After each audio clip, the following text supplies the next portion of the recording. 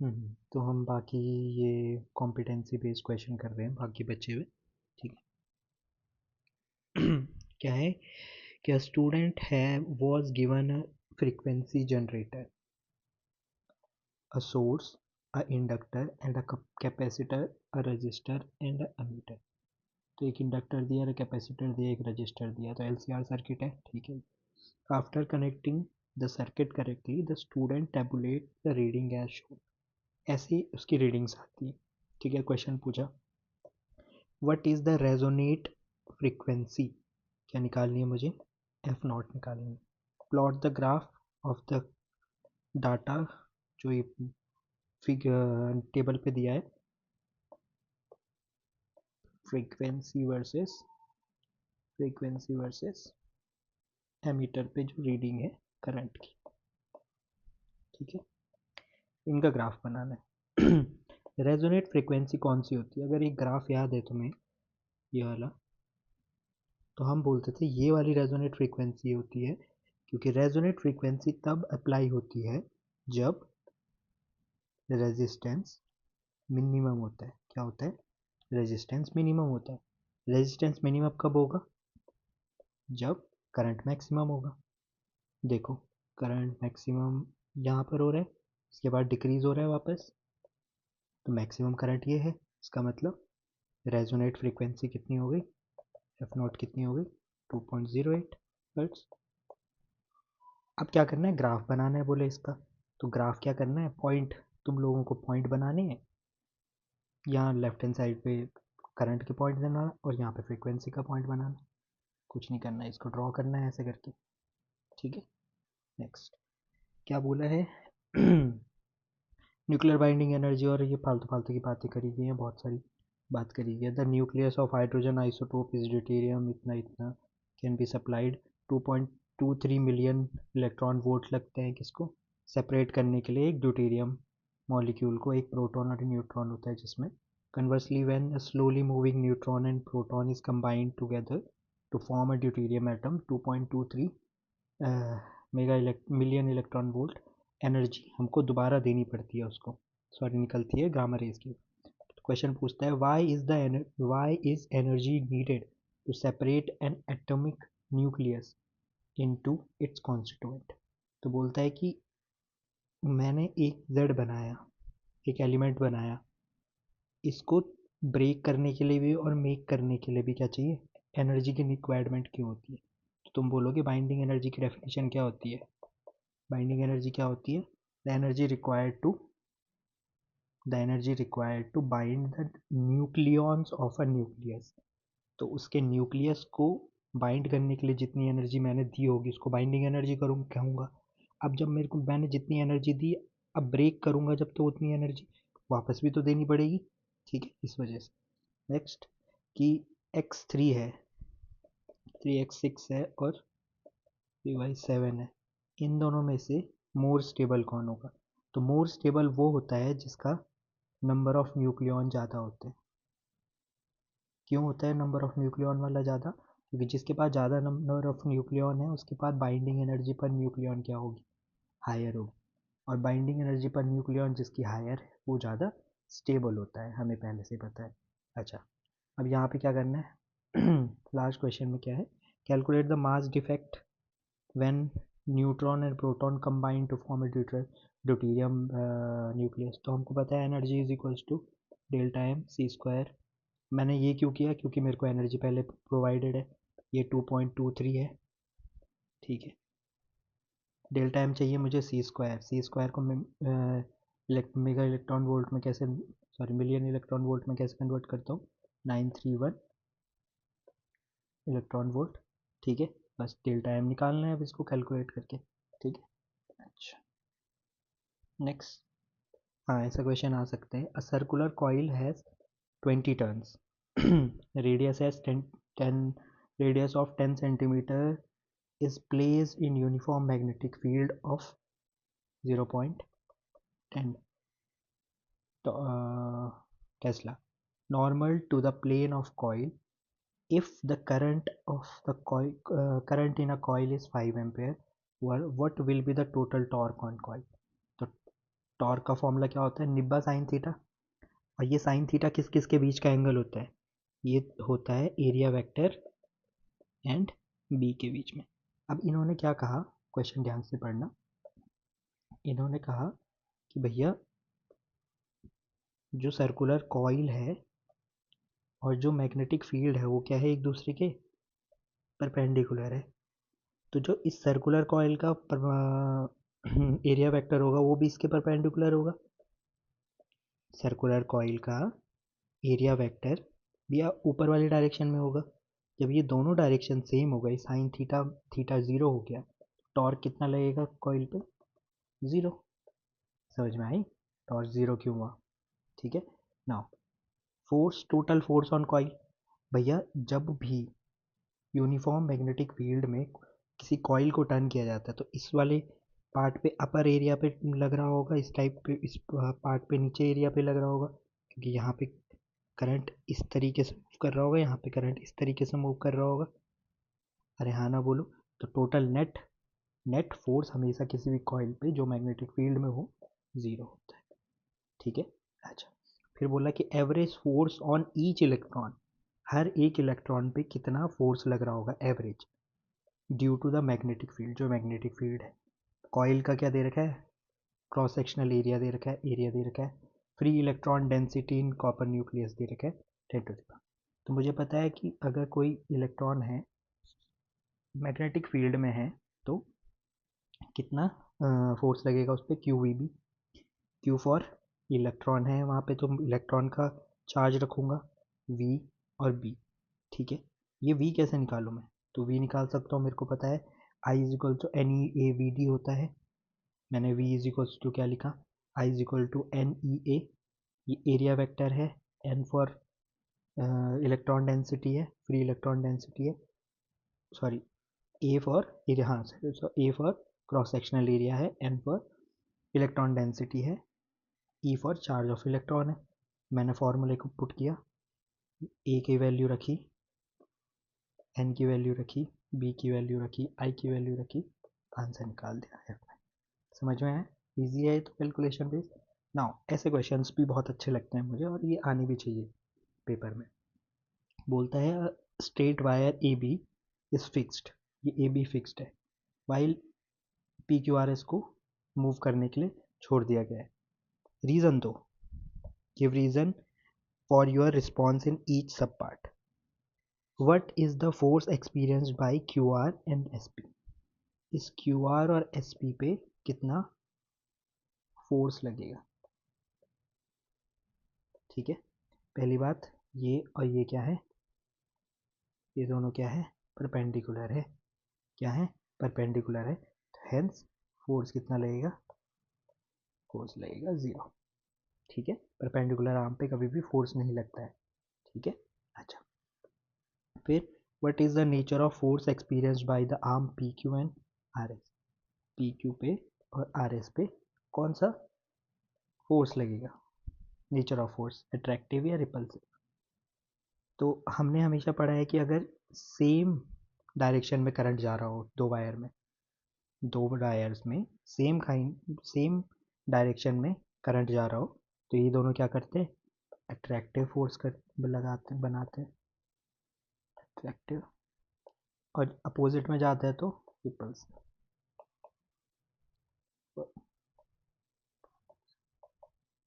ठीक है। In which direction does the loop begins to move.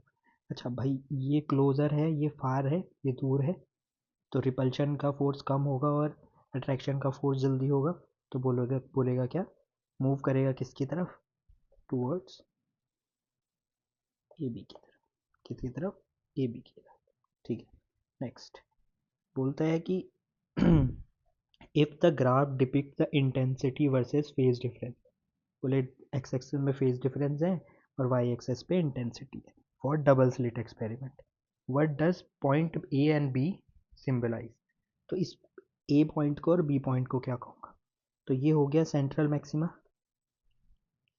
Central maxima या primary maxima, ये क्या हो गया, प्राइमरी, प्राइमरी बोल रहा हूँ, फर्स्ट, फर्स्ट मिनिमा हो गया, तो इसका नाम हो गया फर्स्ट मिनिमा।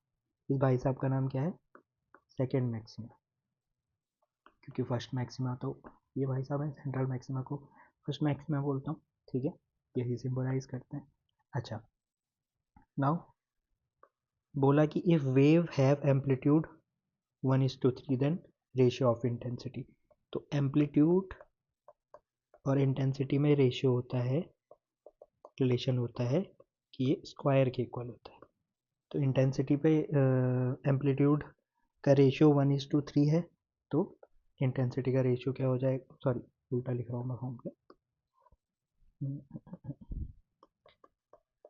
अगर इंटेंसिटी का रेशियो निकालना है तो एम्पलीट्यूड का रेशियो का इक्वल स्क्वायर करना पड़ता है, तो कितना हो जाएगा 1:9, ठीक है। हाँ, next, for a science project two fish tank, दो फिश टैंक चूज करे गए। बोले दो फिश टैंक में क्या क्या है, बोले वर कंस्ट्रक्टेड, एक्स वाले की जो है ये एक्स है, इसकी जो लिड है ये कॉन्वेक्स शेप की है, और इस भाई साहब की कॉनकेव शेप की है, ठीक है। बोथ टैंक को सेम 24 सेंटीमीटर की हाइट की है। They are made of reflective index जो है ग्लास का 1.5 है। रेडियस ऑफ कर्वेचर दोनों की 40-40 है, ठीक है जी।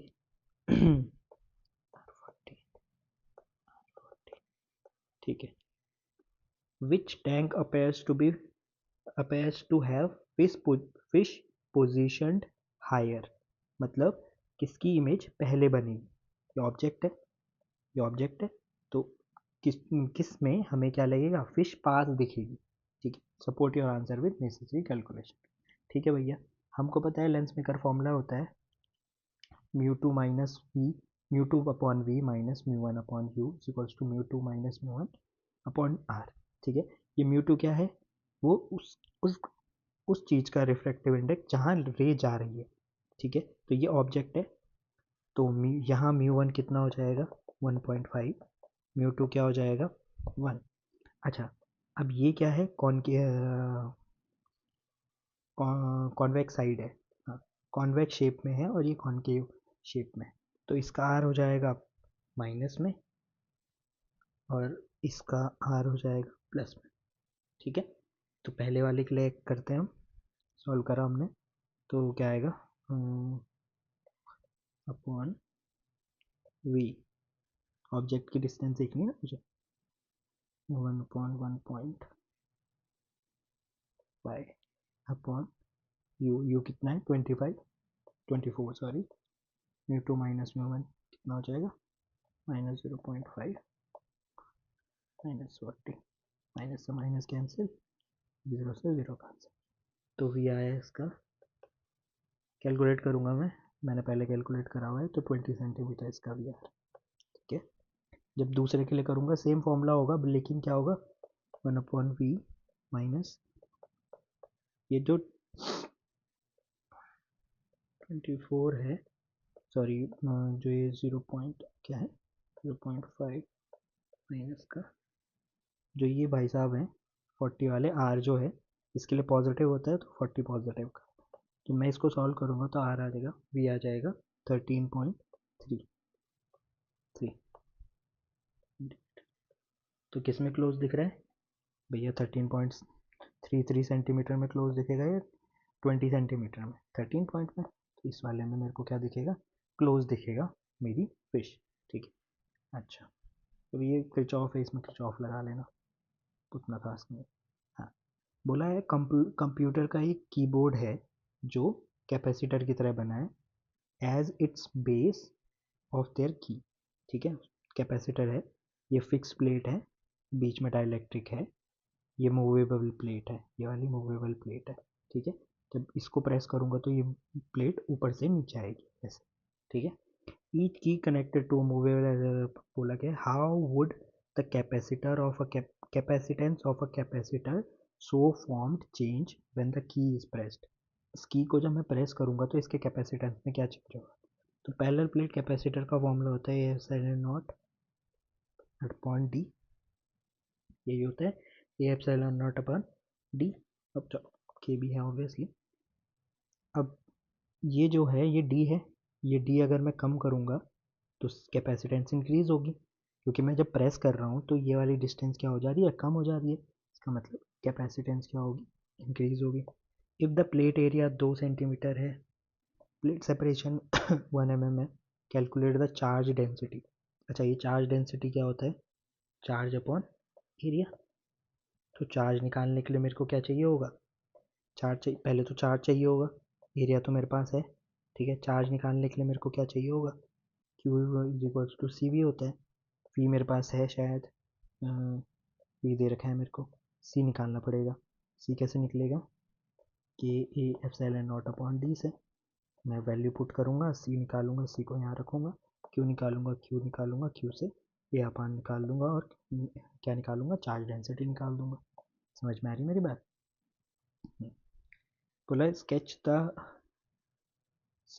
द ग्राफ जो शो कर रहा है electric field versus plate distance. तो डी ये रहा और इलेक्ट्रिक फील्ड ये रहा। तो एक बात बताओ, जो प्लेट डिस्टेंस होता है इस पूरे एरिया में इलेक्ट्रिक फील्ड सेम होता है, हाँ है ना। तो electric field does not depends upon plate area, ठीक है, प्लेट एरिया पे कोई डिपेंड नहीं करता। नेक्स्ट, इसने बोला कैलकुल दो न्यूक्लियाई दे रखे हैं मुझे, calculate the ratio of their radii. तो रेशियो ऑफ रेडियाई कैसे निकालते हैं, रेशियो इज डायरेक्टली प्रोपोर्शनल होता है 1/3 के। तो अगर मेरे को आर वन अपॉन R2 निकालना है, तो मेरे को A1 अपॉन A2 का क्यूब निकाल हुआ करना पड़ेगा। यहाँ कितना है 64, यहाँ कितना है 24, 64/27 अंडर क्यूब। तो ये हो जाएगा 8:3, सॉरी 4:3, ठीक है। What will be the ratio of their density, density का रेशियो हमेशा क्या होता है, 1:1 होता है। न्यूक्लियर डेंसिटी अगर कह दे तो ज़्यादा अच्छा है, न्यूक्लियर डेंसिटी, ठीक है। हाँ, इसमें बोल रहा है graph shows the variation of binding energy per nucleon with the mass number के साथ दिखा रहे हैं। बताओ कि कौन सा एरिया प्रोन टू फ्यूजन है, और मार्किंग कर दो। तो हमें पता है फ्यूजन में छोटे पार्टिकल्स ऐड होके बड़ा पार्टिकल बनाते हैं, और फ्यूजन में बड़ा पार्टिकल ब्रेक होके छोटा पार्टिकल बनाते हैं। तो हम बोलेंगे जो ये अपर पार्ट है, किसके बाद, हाँ, 80 के बाद, यहाँ से 80 के बाद, 80 के बाद ये फिजन के लिए ब्रोन है, फिजन वाला है। और ये 40 से नीचे या 50 से नीचे फ्यूजन वाला है, ठीक है, ठीक है, सिंपल सी बात है। नो 86 है, ये सारे क्वेश्चन ऐसे ही हैं, कुछ खासा है नहीं। हाँ, ये थोड़ा अच्छा क्वेश्चन लगा मुझे, इसलिए करवा रहा हूँ इसे। Calculate the angular momentum, angular momentum calculate करो, किसका, प्रोटॉन का, एक गामा प्रोटॉन का, which is emitted when an electron jumps from third energy state to second energy state of hydrogen atom. तो मेरे को पता है कि बोहर का सेकंड पोस्टुलेट है कि जो मोमेंटम है वो क्या है, h/2 के इंटीग्रल मल्टीपल के है। तो अगर मेरे को मोमेंटम ऑफ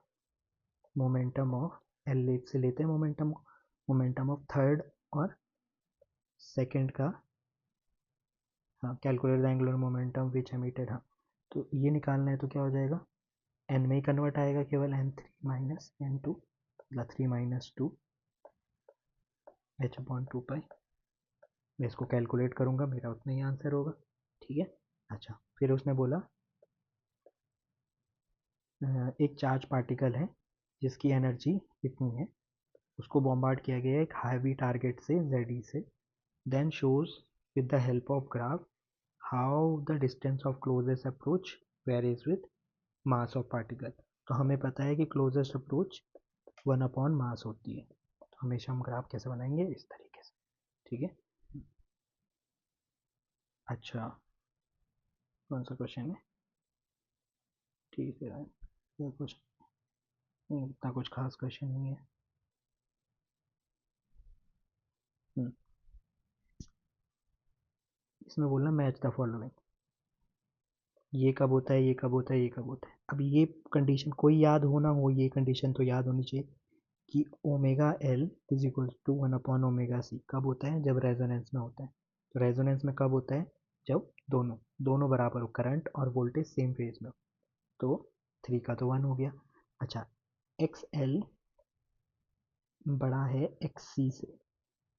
क्या बोला, एक्स एल बड़ा है एक्स सी से। ये कब होगा, जब करंट लैग करेगा किसमें, वोल्टेज पे। ठीक है। और एक्स एल छोटा है एक्स सी से। ये कब होगा, जब करंट लीड करेगा, जब करंट लीड करेगा वोल्टेज को। ठीक है। अच्छा बोला है कि the inductive capacitance and resist inductance capacitance L C R circuit जो है कनेक्टेड है ऐसी ए सी सोर्स से। तो सोर्स इतना है, वोल्टेज इतना है, कितना सिंगल सिग्नल वोल्टेज कितना दे रहा है, वी एक्स दे रहा है। ठीक है जी। एन इंस्टेंटेनियस टाइम जीरो पे, तो ये वी नॉट की तरह कंसिडर करो इसे।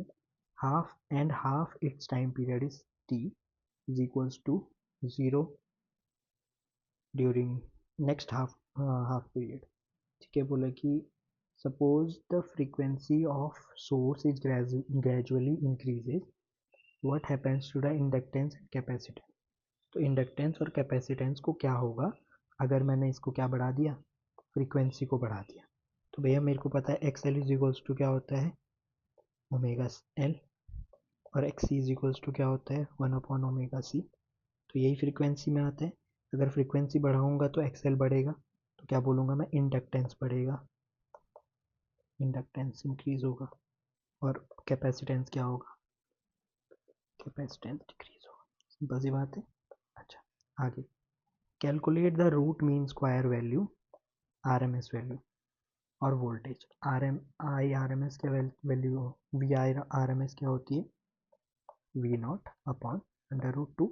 यहाँ पे वी नॉट क्या है, यहाँ पे वी एक्स, ये वी एक्स वैल्यू दे नहीं रखी तो कैलकुलेट करेंगे नहीं। If X C is equals to 2XL is equal to R, calculate total impedance. तो इम्पिडेंस कैसे निकलती है, that is equals to R square plus X L minus X C का होल स्क्वायर। ठीक है। तो सर कैलकुलेट कर लो इसे। एक्स एल एक्स सी 2XL के इक्वल है, तो ये हो जाएगा माइनस एक्स एल मतलब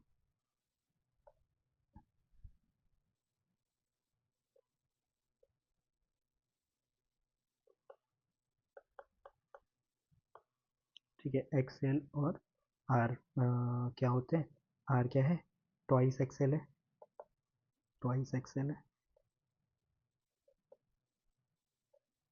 सॉरी